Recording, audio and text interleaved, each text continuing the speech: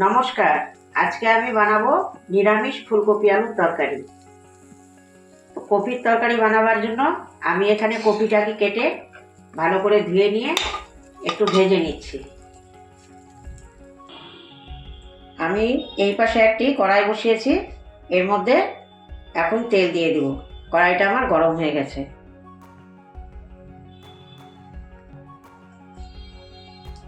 কপির তরকারিতে আমি এখানে একটু জিরা ফোড়নে দিচ্ছি, দুটো তেজপাতা দিয়ে দিচ্ছি।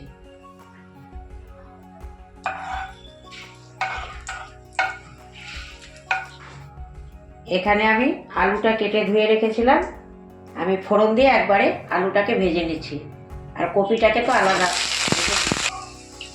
আলুটার মধ্যে আমি লবণ দিয়ে দিচ্ছি,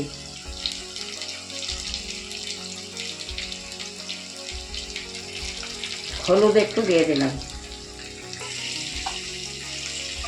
আলুটা এবার এখানে ভাজা হোক।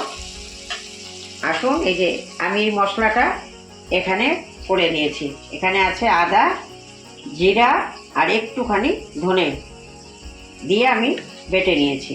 এই মশলাটা দিয়ে দেবো তরকারিতে। আলুটা ভাজা হয়ে গেছে, এবার আমি কপিগুলোকে ঢেলে দেব।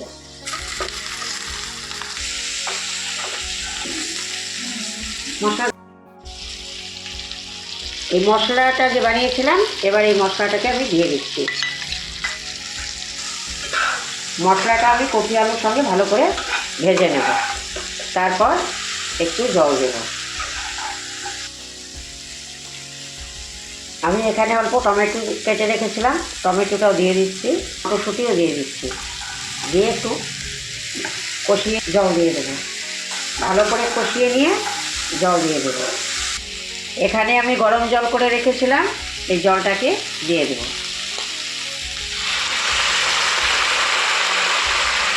জলটা দিয়ে দিলাম, এবার এটা ফুটুক।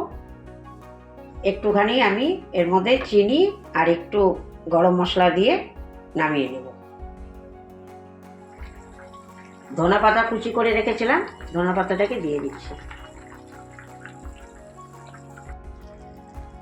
তরকারিতে আমি একটু চিনি দিয়ে দিচ্ছি, নিরামিষ তরকারি তো একটু চিনি দিলে ভালো হয়।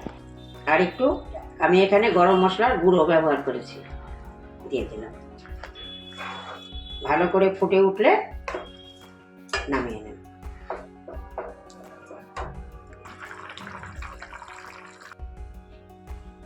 এই যে আমার নিরামিষ ফুলকপি আলুর তরকারি হয়ে গেছে। আপনারাও বাড়িতে বানিয়ে খেয়ে দেখবেন, ভালোই লাগবে। আমি লুচির সঙ্গে তরকারিটা খাবো।